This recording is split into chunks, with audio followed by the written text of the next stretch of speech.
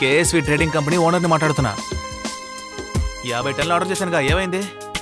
చెప్తే వినరా? నైట్ లోపు ఇక్కడికి రావాలి, లేదంటే మొత్తాన్ని క్యాన్సిల్ చేసేస్తాను. 50 lakhs పోయినా పర్లేదు, నాకేం ప్రాబ్లం లేదు. నాకు కావాల్సిన టైంలో పని అవ్వాలంతే, లేదంటే నాకెలా తెలుస్తుందక్క? అతను చేసేదంతా నీకోసమే అనుకుంటా. నన్ను ఎవరనుకున్నారు? అంబానీకి అడ్వాన్స్ ఇస్తాం మేము, తెలుసా? నేను బిజినెస్ లో అసలు ఫ్యామిలీ ఫ్రెండ్స్ అని ఏమి చూడడం లేదు.